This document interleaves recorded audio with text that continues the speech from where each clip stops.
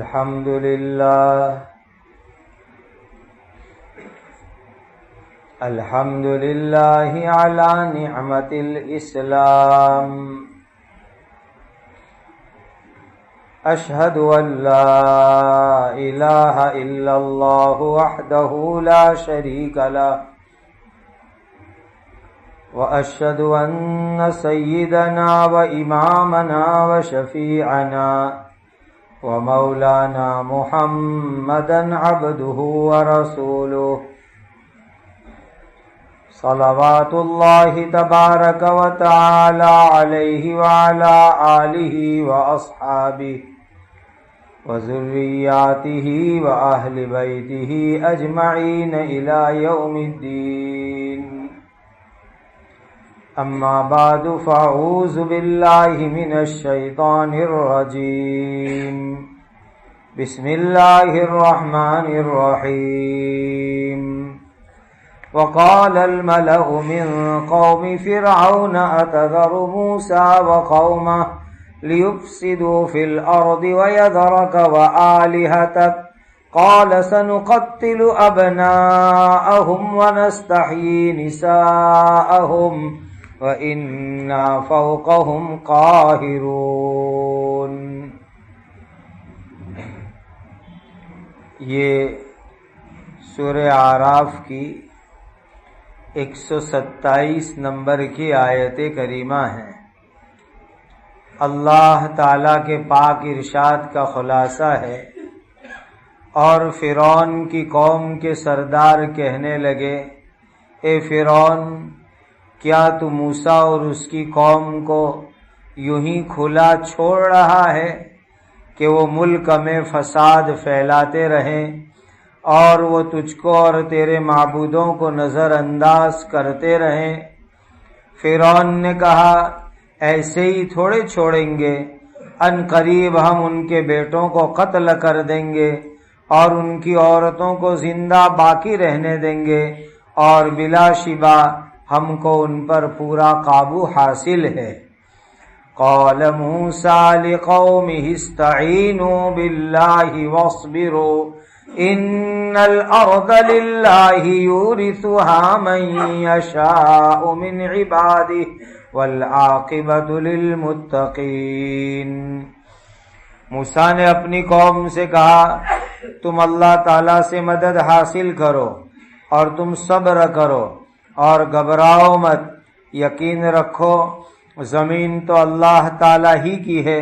وہ اللہ تعالیٰ اپنے بندوں میں سے جس کو چاہتے ہیں اس زمین کا مالک بناتے ہیں، اور آخر میں بھلائی تو تقوی والوں کے لیے ہی ہوگی. قالوا اوذینا من قبل ان تأتینا ومن بعد ما جئتنا قال عسى ربكم أن يهلك عدوكم ويستخلفكم في الأرض فينظر كيف تعملون. بنی اسرائیل کہنے لگے، اے موسیٰ، آپ کے ہمارے پاس تشریف لانے سے پہلے اور آپ کے ہمارے پاس تشریف لانے کے بعد بھی ہم کو ستایا گیا. موسیٰ نے کہا، وہ وقت بہت نزدیک ہے کہ تمہارا رب تمہارے دشمن کو ہلاک کر دے اور فرعونیوں کی جگہ پر تم کو زمین یعنی ملک کا خلیفہ یعنی مالک بنا دے. پھر وہ اللہ تعالیٰ دیکھے گا کہ تم کس طرح عمل کرتے ہو. وَلَقَدْ أَخَذْنَا آلَ فِرْعَوْنَ بِالسِّنِينَ وَنَقْصٍ مِّنَ الثَّمَرَاتِ لعلہم یذکرون. اور پکی بات یہ ہے کہ ہم نے فرعون کے لوگوں کو قحط سالیوں میں اور پھلوں یعنی پیداوار کی کمی میں مبتلا کیا تاکہ وہ نصیحت حاصل کرے. حضرت موسیٰ علیہ السلام کا واقعہ چل رہا ہے. ہم پہنچے تھے کہ یہ تمام کے تمام جادوگر لوگ ایمان لے آئے اور حضرت موسیٰ علیہ السلام کی صحبت کی برکت سے ان تمام کو اللہ تعالیٰ نے اپنے زمانے کا ولی بھی بنا دیا۔ اسی میدان میں وہ سجدے میں تھے اور سجدے کی حالت میں ان کو جنت کا بھی مشاہدہ ہو گیا۔ فرعون جادوگروں پر بڑا غصے ہوا اور کہنے لگا کہ میری اجازت کے بغیر تم ایمان لائے ہو، میں تمہارے دائیں ہاتھ اور بائیں پیر کٹوا دوں گا، تم کو سولی کے اوپر لٹکا دوں گا۔ لیکن ان جادوگروں کا ایمان اتنا مضبوط ہو چکا تھا کہ وہ جان دینے کے لیے تیار ہو گئے، لیکن ایمان چھوڑنے کے لیے وہ تیار نہیں ہوئے۔ ان جادوگروں نے اللہ کی بارگاہ میں دعا مانگی، اے رب اگر فرعون ہم کو کوئی سزا دیوے تو صبر کی توفیق عطا فرما، کہیں ایسا نہ ہو کہ فرعون جو ہم کو سزا دیوے، ہم کو تکلیف دیوے، اس کو ہم برداشت نہ کرے اور ایمان نعوذ باللہ ہم چھوڑ نہ دیوے۔ اسی لیے اللہ تو ہمیں صبر کی دولت عطا فرما کہ ایمان کے خاطر اگر کوئی آزمائش آوے، کوئی تکلیف آوے تو ہم اس کو خوشی خوشی سہن کر لے۔ ہمیں بھی یہی اللہ سے آرزو رکھنی ہے، اللہ عافیت میں رکھے، پورے عالم کے اہل ایمان کو عافیت میں رکھے، اس ملک میں بھی عافیت میں رکھے۔ لیکن اگر خدا نہ کرے کوئی آزمائش آ گئی، ایمان کی وجہ سے کوئی کٹھن پریکشا آ گئی، کوئی مشکل پیپر آ گیا، تو اللہ تعالی ایمان پر صبر کے ساتھ جمنے کی توفیق بھی عطا فرمائے۔ دنیا کی تکلیف بہت معمولی ہے، عارضی ہے، اور اس کے مقابلے میں آخرت کی راحت بہت بڑی نعمت ہے۔ بعض روایتوں سے پتہ چلتا ہے کل قیامت کے دن صبر کرنے والوں کو جب جنت میں اونچے اونچے درجات دیے جائیں گے تو جن لوگوں کی زندگی دنیا میں عافیت سے گزرتی تھی وہ لوگ آرزو کریں گے، تمنا کریں گے، کاش کہ دنیا میں ہم کو بھی ستایا جاتا، ہمارے اوپر بھی حالات آتے، ہمارے اوپر بھی مصیبتیں آتی اور ہم صبر کرتے تو ان صبر کرنے والوں کی طرح ہمیں بھی جنت کا اعلیٰ مقام ملتا۔ یہ قیامت کے دن آرزو کریں گے عافیت والے لوگ۔ بہرحال ہم کمزور لوگ ہیں، اللہ سے ہمیشہ عافیت ہی کا سوال کرنا چاہیے۔ تو ان جادوگروں نے اللہ سے یہی دعا مانگی۔ عجیب بات ہوئی کہ تمام جادوگر ایمان لے آئے، فرعون کی بیوی حضرت آسیہ بھی ایمان لے آئی، سب لوگ اپنے اپنے گھر چلے گئے۔ فرعون نے پورے مصر کی پبلک کو جو جمع کیا تھا اس کا مقصد ناکام ہوا، لوگوں کے دلوں کے اندر تو ایمان کی محبت آ گئی۔ موسیٰ علیہ السلام کا معجزہ دیکھ کر لوگ ایمان کے قریب آنے لگے، اور حضرت موسیٰ علیہ السلام نے بھی مصر میں ایمان کی دعوت دینا شروع کیا۔ تو فرعون کے دربار میں جو درباری لوگ تھے وہ درباری لوگ کہنے لگے کہ ارے فرعون، موسیٰ کو تم نے آزادی دے دی، موسیٰ کو اور اس کی قوم بنو اسرائیل کو تم نے ایسے آزاد چھوڑ دیا کہ وہ زمین میں فساد مچاوے۔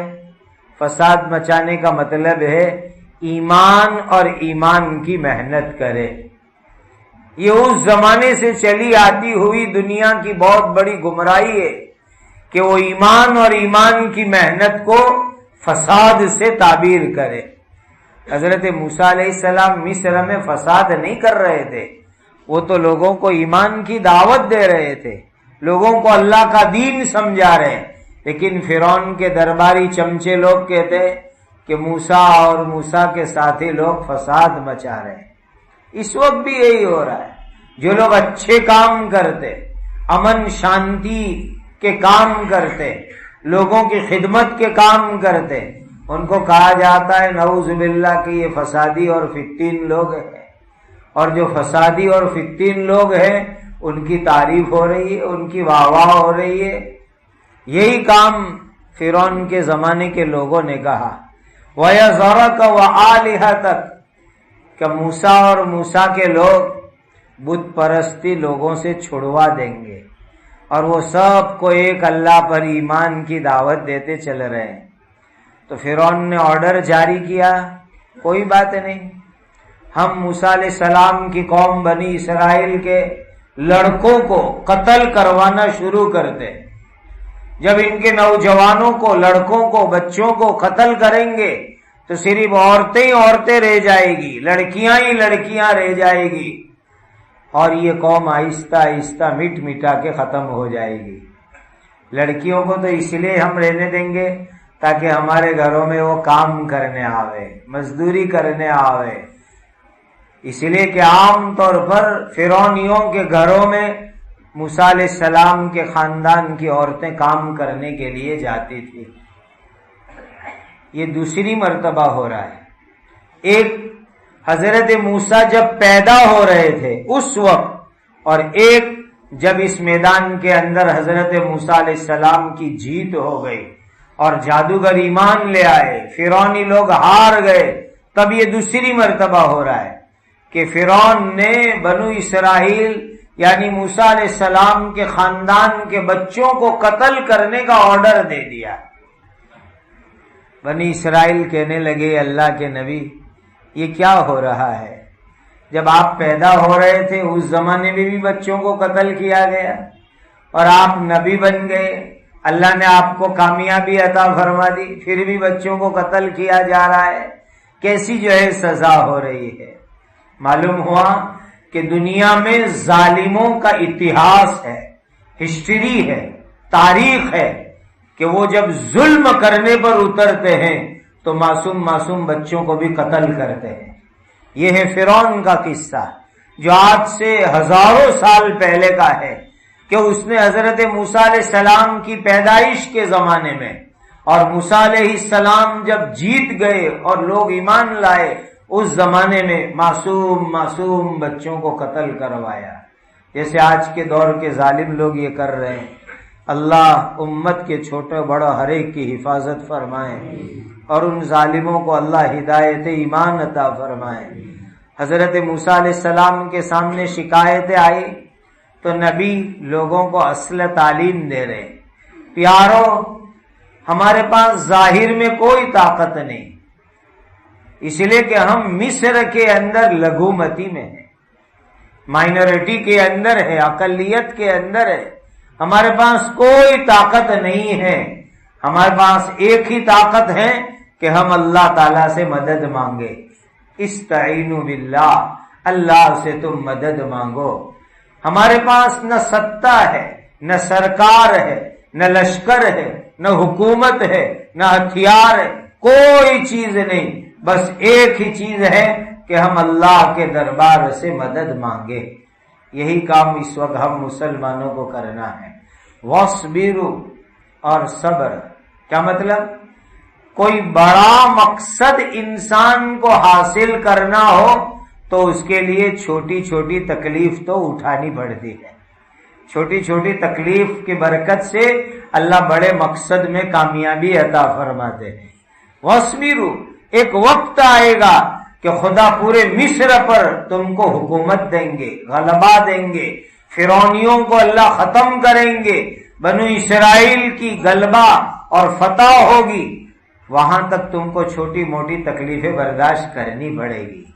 اور یہ ضابطہ ہے کہ اللہ پہلے چھوٹی چھوٹی تکلیفوں میں آزماتے ہیں، اور بندہ جب ان چھوٹی تکلیفوں کو برداشت کر لیتا ہے اللہ تعالیٰ اس کو بڑے مقصد میں کامیاب فرما دیتے ہیں۔ اس لیے یہی تعلیم دی، وَاصْبِرُوا، اور یہی سبق اس وقت پوری دنیا کے اہل ایمان کے واسطے ہیں۔ استعینوا باللہ وَاصْبِرُوا، اللہ کی مدد حاصل کرو، اور آگے جو بڑا مقصد ہمیں حاصل کرنا ہے اس کے لیے چھوٹی چھوٹی اونچ نیچ کی تکلیفیں امت کو برداشت کرنی ہے۔ حضرت عیسیٰ علیہ السلام کی آمد ہوگی، آسمان سے اتر کے دنیا میں تشریف لائیں گے، اور اللہ تعالی اس سے پہلے حضرت مہدی کو ظاہر فرمائیں گے اور عالم کے اندر اہل ایمان کو اللہ غلبہ عطا فرمائیں گے۔ آگے فرمایا ان الارض للہ، یہ زمین، یہ حکومت، یہ دنیا اللہ کی ہے۔ اللہ جس کو چاہتے ہیں اپنے بندوں میں سے عطا فرماتے ہیں۔ جس کے پاس بھی حکومت ہو وہ اللہ کے بندے، مسلمان ہو کہ غیر مسلم ہو، اللہ کی مخلوق ہے، اللہ کے بندے۔ اللہ جس کو چاہتے عطا فرماتے۔ کبھی ہمارے ہاتھ میں تھی، پھر جب ہم نے نالائکی کا ثبوت دیا تو اللہ نے دوسروں کو حوالے کر دی۔ یہ خدا کی شان ہے۔ والعاقبۃ للمتقین، جن کے دل میں اللہ کا ڈر ہوتا ہے اللہ ان کو انجام میں، آخر میں کامیاب فرماتے ہیں۔ ایک حدیث میں آتا ہے کہ جب اللہ تعالیٰ کسی کام کا ارادہ فرماتے تو اس کے اسباب اللہ خود بخود مہیا فرما دیتے ہیں۔ دنیا میں بہت سی مرتبہ یہ چیزیں دیکھنے میں آئی، ہماری سوچ میں بھی نہیں ہوتا کہ یہ کام، لیکن اللہ کے یہاں فیصلہ ہے کہ یہ چیز اس بندے کو دینی ہے، یہ کام اس بندے سے کروانا ہے، تو اللہ تعالیٰ اپنے غیب سے اس کے اسباب بناتے چلے جاتے ہیں، اور آدمی حیرت میں پڑ جاتا ہے کہ یہ کام میں کر رہا ہوں یا مجھے یہ چیز مل گئی، کیسے مل گئی؟ اللہ اسباب بناتے چلتے ہیں۔ تو اصل چیز ہے اللہ کا فیصلہ ہو جائے، آگے اسباب تو اللہ تعالیٰ خود بنا دیتے ہیں۔ حضرت موسیٰ علیہ السلام نے فرمایا کہ گھبراؤ مت، اللہ پر یقین رکھو، اللہ تمہارے دشمنوں کو، فرعونیوں کو ہلاک برباد کریں گے، اور اس کے بعد اللہ تمہیں زمین کی حکومت دیں گے، لیکن یاد رکھو فَيَنْظُرَ كَيْفَ تَعْمَلُونَ، جب خدا زمین پہ حکومت دیں گے تو اللہ حکومت، ستا، پاور دے کر تمہارا امتحان لیں گے کہ تم زمین کے اوپر کیسے حکومت چلاتے ہو، انصاف کرتے ہو کہ ظلم کرتے ہو، اللہ کی مخلوق کے ساتھ رحم کا معاملہ کرتے ہو یا مخلوق کو چوسنے اور لوٹنے کا کام کرتے ہو۔ اس آیت کی تفسیر میں مفسرین لکھتے کہ خدا جب کسی کو حکومت دیتے، ستا عطا فرماتے، پاور دیتے، تو یہ حکومت، ستا، پاور اس کے لیے اللہ کی طرف سے ایک بہت بڑا امتحان ہوتا ہے، پریکشا ہوتی ہے، کسوٹی ہوتی ہے کہ حکومت کو ہاتھ میں لے کر کے صحیح طریقے سے چلتا ہے، چلاتا ہے، یا یہ کہ جو ہے وہ لوگوں پر، انسانوں پر ظلم کرتا ہے۔ چھوٹی بڑی ہر ستا، ہر حکومت، ہر پاور، یہ اللہ کی طرف سے بہت بڑا امتحان اور آزمائش ہوتی ہے۔ اللہ تعالیٰ فرماتے ہیں کہ فرعونیوں نے حضرت موسیٰ علیہ السلام کو ستایا تو اللہ تعالیٰ نے ان کے اوپر عذاب بھیجا۔ عذاب کی شکل یہ ہوئی کہ شہر کے اندر جو باڑیاں تھی، ان باڑیوں کے اندر پھل کم لگنے لگے، پھل کی برکت ختم ہو گئی، اور دیہاتوں میں، گاؤں میں کھیتی باڑی کی برکت اللہ نے ختم کر دی، اناج نہیں اگتا، بارش نہیں برستی، پانی ختم ہو گیا، ایسے حالات آئے، اور پورے 7 سال تک مصر کے اندر دکاڑ پڑا، قحط پڑا، بارش رک گئی، اور لوگ جو ہے پریشان ہو گئے۔ اللہ سبحانہ و تعالیٰ کی پکڑ ایسی ہوتی ہے لعلہم یذکرون، تاکہ وہ لوگ نصیحت حاصل کریں، یعنی کہ اللہ تعالیٰ کی نافرمانی پر ہمارے اوپر یہ عذاب آیا ہے، اس چیز کو سوچے، سوچ کر کے توبہ کرے، اور اللہ تعالیٰ کی طرف جو ہے وہ انابت کرنے والے بن جائیں۔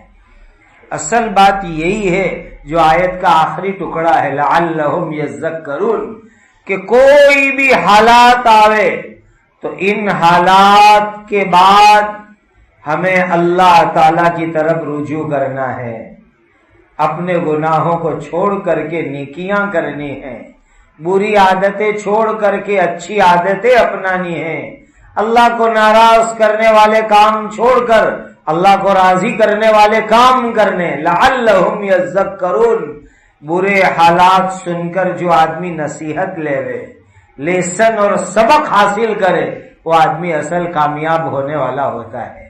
اس وقت حالات ہم سنتے لیکن اس سے نصیحت نہیں لیتے اور اپنی زندگی میں بدلاؤ نہیں لاتے، یہ بہت بڑی کمی اور کمزوری کی بات ہے۔ مفسرین نے عجیب بات لکھی ہے کہ اللہ تعالی جب کسی قوم پر ناراض ہوتے ہیں، خدا کا غصہ ہوتا ہے کسی قوم پر، قہر ہوتا ہے کسی انسان پر، تو اللہ تعالی کا سب سے پہلا عذاب یہ آتا ہے کہ ان کی سمجھ چھین لی جاتی ہے، پھر وہ صحیح فیصلہ نہیں کر پاتے، صحیح بات ان کو سمجھ میں نہیں آتی، صحیح بات کی طرف ان کا دھیان نہیں جاتا۔ یہ خدا کی طرف سے پہلا عذاب ہوا کرتا ہے۔ آپ دنیا میں دیکھ لو کہ اچھے اچھے انسان، سمجھدار انسان، ہوشیار انسان، لیکن بعض معاملات میں ایسے پھنس جاتے ہیں کہ ہم چھوٹے لوگ بھی ان کو کہتے ہیں تمہاری اتنی عقل نہیں چلی، تم کو اتنی بات سمجھ میں نہیں آئی، تمہارا دھیان اتنی بات پر نہیں گیا۔ ہم ان کو کہتے تو کہتے ہیں کہ بھائی کیا کرے، اس وقت سمجھ میں نہیں آیا، سب سمجھا رہے لیکن سمجھ میں نہیں آتا۔ یاد رکھو، کسی کو صحیح بات سمجھ میں نہ آوے، صحیح بات کی طرف سے دھیان ہٹ جاوے، لوگ سمجھاوے، لوگ دکھاوے، لوگ بتاوے، پھر بھی سمجھ میں نہ آوے، یہ اللہ کی طرف سے اس کے اوپر عذاب ہے کہ خدا نے اس کو عذاب میں مبتلا کیا ہے۔ اذا لم يكن عون من الله للفتى فاول ما يجني عليه اجتهاد۔ علامہ آلوسی نے یہ شعر نکل کیا ہے تفسیر روح المعانی میں کہ جب انسان پر سے اللہ اپنی مدد کو کھینچ لیتے ہیں تو سب سے پہلے آدمی غلط فیصلے کرتا ہے، کہتے ہیں نا رانگ ڈیسیزن، غلط فیصلہ کرتا ہے، غلط اور کھوٹے نرنے لیتا ہے کسی بھی معاملے کے اندر، تو یہ اللہ تعالیٰ کی طرف سے سمجھو اس کی مدد ہٹا لی گئی۔ اسی لیے جب اللہ کی مدد ہوتی ہے آدمی صحیح فیصلہ کرتا ہے، صحیح ڈیسیزن لیتا ہے، صحیح فیصلے کرتا ہے، اور خدا کی مدد ہٹ جاتی ہے تو آدمی پھر غلط فیصلے کرتا ہے۔ اللہ تعالیٰ ہم سب کو اپنی حفاظت میں رکھے، اپنے امن و امان کے اندر رکھے، عافیت کے اندر رکھے۔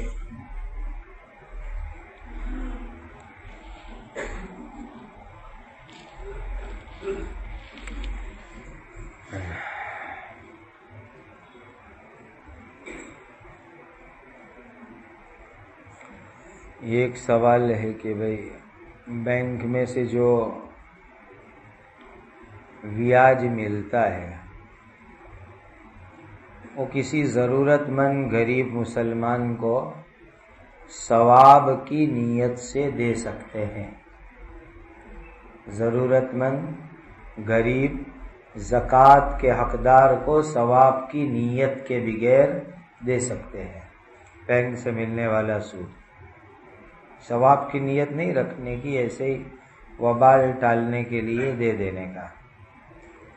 دوسرا سوال ہے کہ اپنے خود کے کسی کام میں، تو اگر گورنمنٹ بینک ہے یا گورنمنٹ رجسٹرڈ بینک ہے، گورنمنٹ ہی کی اپروول بینک ہے، تو اس میں سے جو انٹرسٹ ملتا ہے اس کو آپ جو ہے انکم ٹیکس میں استعمال کر سکتے ہیں، اپنے انکم ٹیکس میں۔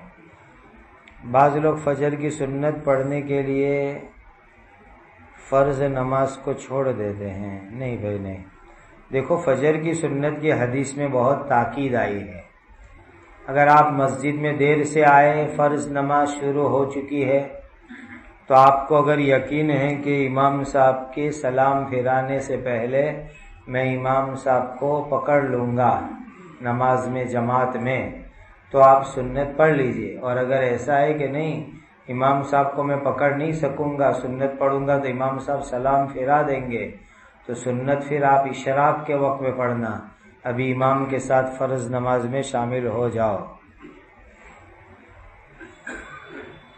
کتنی دیر بعد نماز قضا ہو جاتی ہے، ہر نماز کا الگ وقت، مثلا فجر ہے تو طلوع آفتاب کا جو ٹائم ہوتا ہے بس وہ ٹائم ہونے سے 1 منٹ پہلے فجر کی فرض نماز سے فارغ ہو جانے کا، جیسے ہی سورج نکلے گا فجر کی فرض نماز قضا ہو جائے گی۔ حاجی عبد القادر غلام رسول ناتال والے کا انتقال ہو گیا، اللہ ان کی بال بال مغفرت فرمائے، ان کے درجات کو جنت الفردوس میں بلند فرمائے۔ قاری زبیر صاحب کا نکاح ہے، تشریف لائے، کہاں آ جاؤ.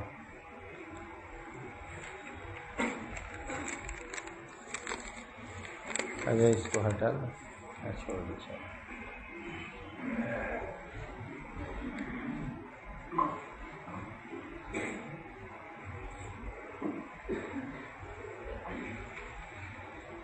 ہاں، دلہن ہے جمیلہ مولانا الیاس پٹیل. تو یہ مولانا الیاس پٹیل صاحب آپ ہیں جی، ماشاء اللہ. بیٹی کو بتلا دیا تھا، اس نے اجازت دی ہے آپ کو نکاح پڑھانے کی. میں ان کی طرف سے نکاح پڑھا دوں. گواہ ہے مولانا مصطفیٰ قاوی جی، ماشاء اللہ. سرفراز بھائی منوبر والا. بسم اللہ الرحمن الرحیم. الحمد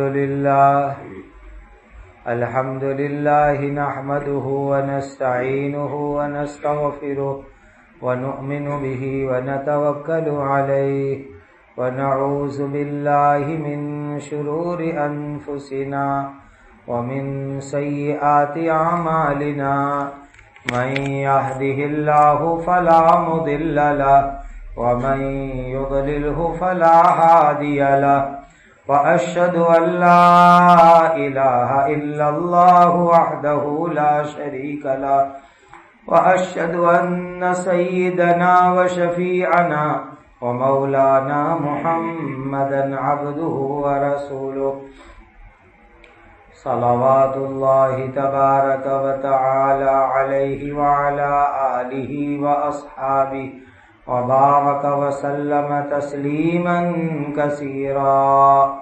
أما بعد فأعوذ بالله من الشيطان الرجيم. بسم الله الرحمن الرحيم. يا أيها الناس اتقوا ربكم الذي خلقكم من نفس واحدة وخلق منها زوجها وبث منهما رجالا كثيرا ونساء واتقوا الله الذي تساءلون به والأرحام إن الله كان عليكم رقيبا. يا أيها الذين آمنوا اتقوا الله حق تقاته ولا تموتن إلا وأنتم مسلمون. يا أيها الذين آمنوا اتقوا الله وقولوا قولا سديدا يصلح لكم أعمالكم ويغفر لكم ذنوبكم ومن يطع الله ورسوله فقد فاز فوزا عظيما.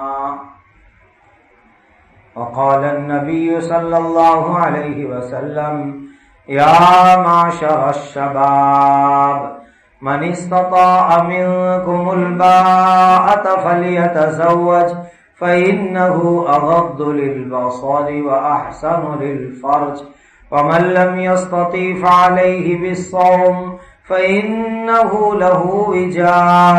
وقال عليه الصلاة والسلام وأتزوج النساء فمن رغب عن سنتي فليس مني او كما قال علیہ الصلاۃ والسلام.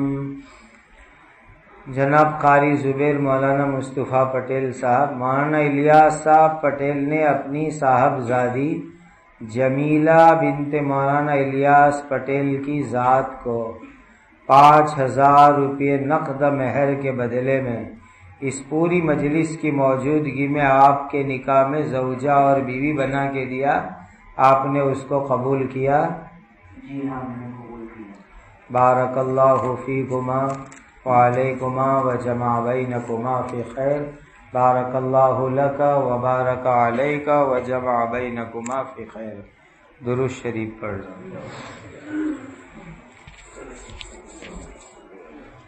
الحمدللہ رب العالمین. سبحان اللہ وبحمدہ سبحان اللہ العظیم.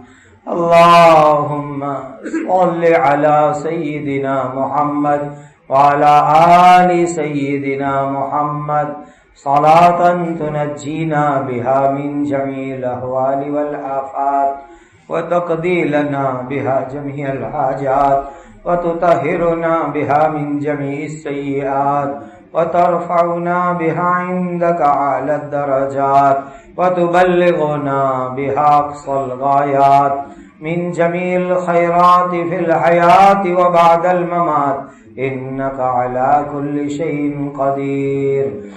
ربنا آتنا في الدنيا حسنة وفي الآخرة حسنة وقنا عذاب النار. ربنا هب لنا من أزواجنا وذرياتنا قرة أعين واجعلنا للمتقين إماما یا ذا الجلال والإکرام. اے اللہ ہمارے گناہوں کو معاف فرما، ہماری خطاؤں سے درگزر فرما، نفس اور شیطان کی شرارتوں سے ہماری حفاظت فرما، برے ماحول سے، برے اخلاق سے، بری دوستیوں سے اور ہر حرام کام سے ہم سب کی حفاظت فرما. زندگی کا ہر کام حضرت نبی کریم صلی اللہ علیہ وسلم کی سنت کے مطابق کرنے والا بنا دیجیے. آپ کے جتنے بندے اور بندیاں دنیا سے چلے گئے، اے اللہ ان تمام کی مغفرت فرما، ان کی قبروں کو نور سے منور فرما، درجات کو جنت الفردوس میں بلند فرما، بیماروں کو شفا عطا فرما، بے گھروں کو گھر عطا فرما، ہر ایک کو حلال برکت والی روزی عطا فرما. اے اللہ اس نکاح میں بے انتہا خیر و برکت عطا فرما، میاں بیوی کے درمیان کامل جوڑ اور محبت عطا فرما، ان کو اس ازدواجی زندگی کی حقیقی خوشیوں سے مالا مال فرما، توڑ طلاق جھگڑے فتنے حق تلفی سے ان کی حفاظت فرما. اے اللہ بھی اس جوڑے کو جنت میں بھی قائم باقی فرما. اے اللہ دونوں خاندانوں میں بھی جوڑ عطا فرما. اے اللہ عافیت کا معاملہ فرما، اپنوں اور غیروں کے شر سے حفاظت فرما. اے اللہ پورے عالم کے اہل ایمان پر رحم فرما لیجیے.